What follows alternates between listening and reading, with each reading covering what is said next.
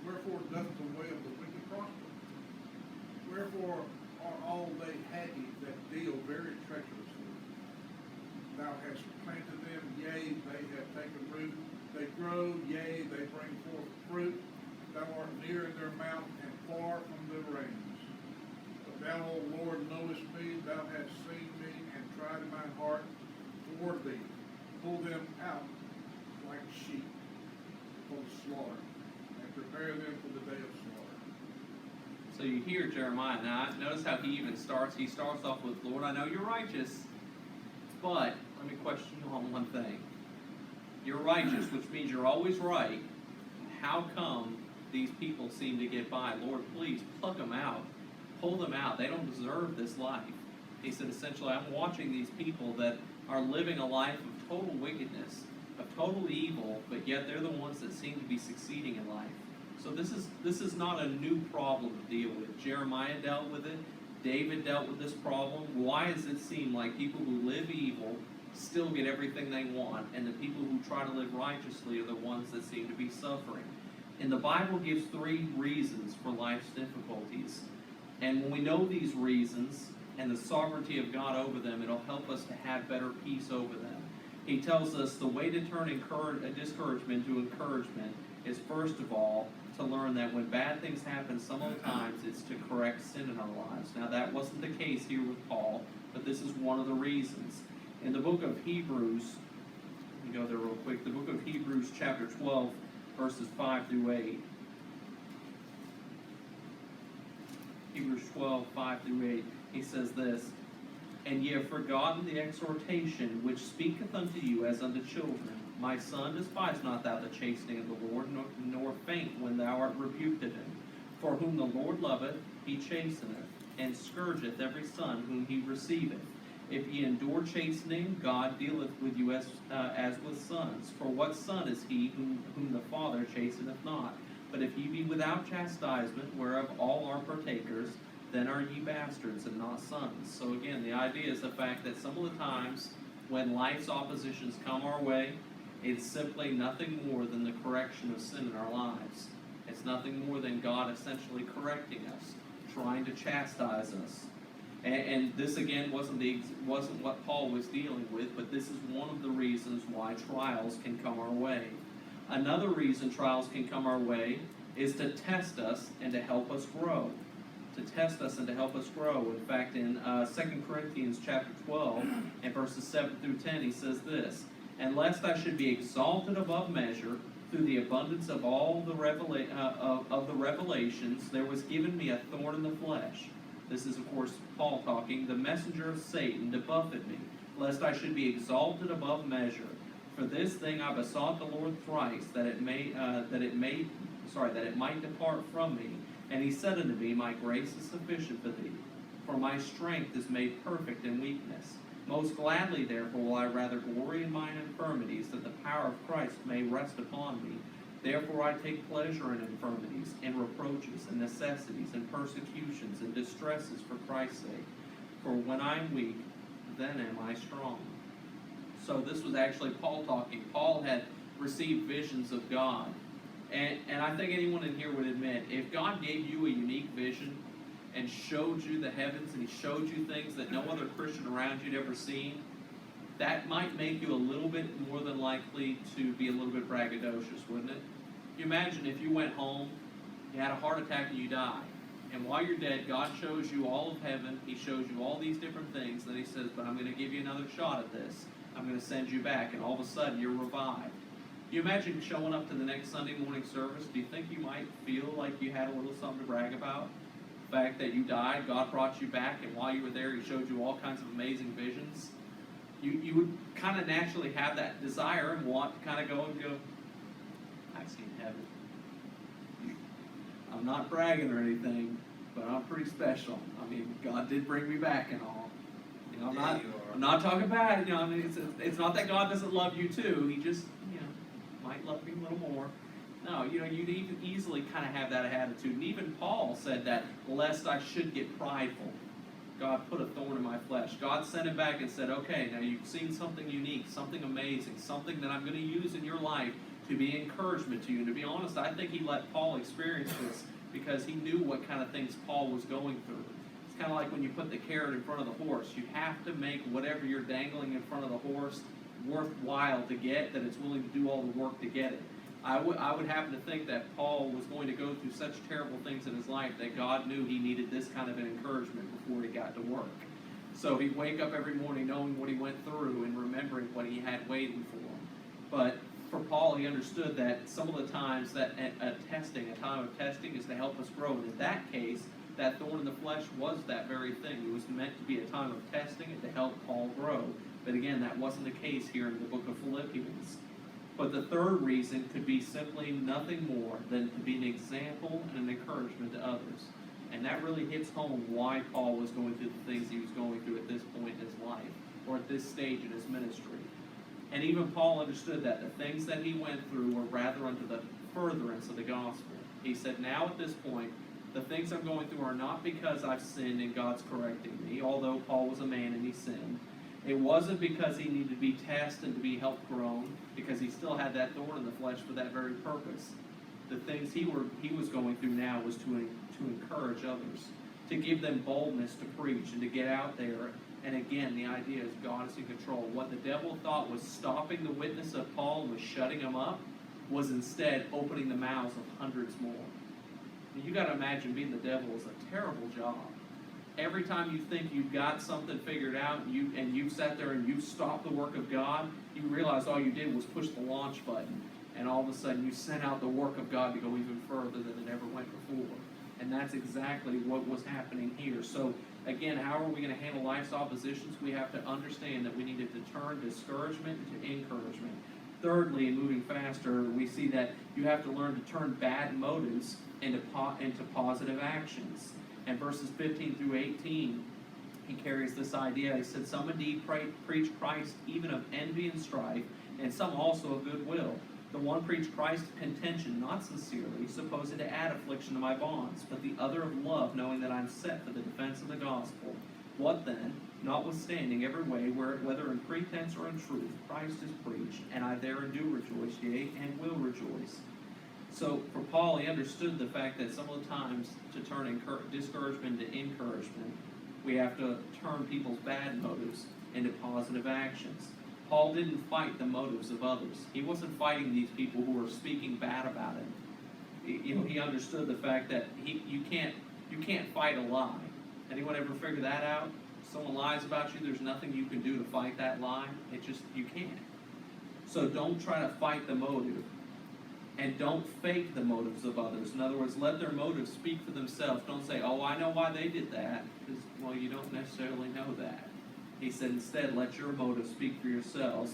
And don't forget that a positive outcome can come even when things seem negative. Because as Paul said, they were speaking negative about me. They were preaching against me. He said, but at the end, Christ was preached. And he said, I therein do rejoice. So for Paul, he understood the fact that it was all about the outcome and not about the process. While bad motives seem like they can control everything, in the end, God gets his positive action as a result. You can see that throughout the life and lineage of Christ. You go back and look at Bathsheba, the event that David had with her.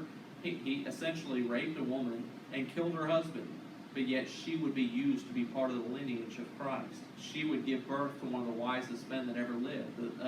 She would give birth to Solomon. So what was a terrible event was turned into a positive outcome. You look at Rahab. She was a harlot.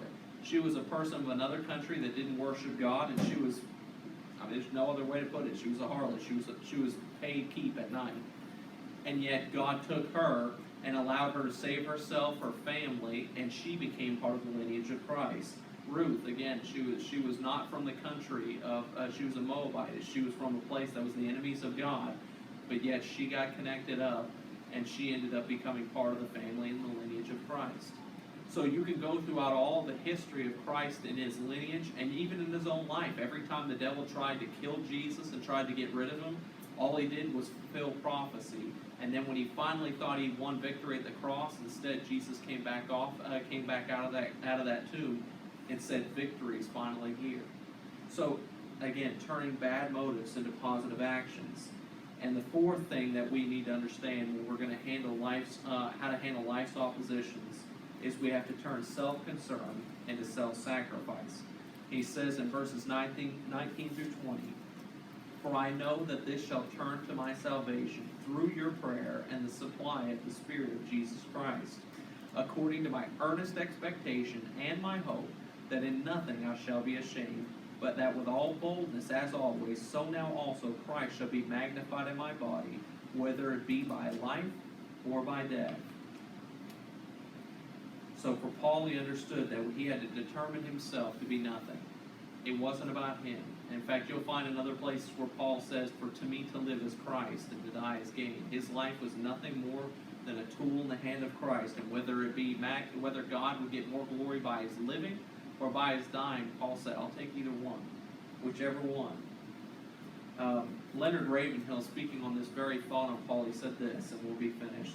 He said, "Any man who has so assessed himself the filth of the earth has no ambitions, and so has nothing to be jealous about. He has no reputation, and so he has nothing to fight about. He has no possessions, and therefore has nothing to worry about. He has no rights, so therefore he cannot suffer any wrongs. What blessed state! He is already dead, so no one can kill him." You know, you remember hearing the story about the missionaries that went to witness to a tribe that was, known for eating people. They show up, Nate Saint and Jim Elliott and others. They land there. The Indian, I want to say it was the Aka Indians, they came in, they killed them, and they actually ate them. And someone said, "Did you hear about Jim Elliott's death?" And they said, "No." And they told them about the story. He said, "Well, the thing is, Jim Elliott didn't die that day on the beach." And I remember one of the missionaries that was friends with him said that. He said, "He didn't die on that beach. He died back when he was in college." And he said, "I'd rather live a life that's burning brightly for God and burns out than live a life that is barely dimly lit." And he said, "I'd rather, essentially die early if I gave everything I had for Christ than live a long life but do nothing for him." So when he said that, when they told him he had passed, he said, "Oh no." He said, I knew him. He died here in college. His body might have died there, but he died for Christ when he was here." So for Paul, I think that's exactly the same testimony he could say. He died to himself because he was living for Christ's glory. "For to me to live is Christ, and to die is gain." So how do we handle life's oppositions? We have to learn to turn obstacles into opportunities. We have to learn to turn discouragement to encouragement. We have to turn bad motives into positive actions. And we have to turn self-concern into self-sacrifice. A whole lot easier it is to preach than it is to put into practice. But Paul did it. And he's our example because he was a man just like we are. If he could do it, it's possible. It can be done. It is time for us to finish now. I think we're just about right on time. So let's go ahead and let's pray. Lord, I do thank you for the testimony of the life of Paul. Lord, while what he went through was a terrible thing in his life, Lord, his life seemed to be nothing but from struggle to struggle, from loss to loss. Lord, but in the end, his life is left as a living testimony to us. Lord, to see that we can, if Paul can succeed through these environments, Lord, that we can too. Lord, just as when he was in prison, he said, "But what I've gone through has caused others to preach more boldly for Christ, not fearing the consequences." Lord, I pray that in our lives, when we go through times of struggle and obstacle, Lord, that we be the same kind of Christian attitude, Lord, that we'd allow others to see Christ through us, and it would make them even more boldly, or even more bold to speak the truth. Lord, I pray that you be with us as we get ready to go to the preaching hour. Be with Pastor as he stands to preach before us. In your name I pray.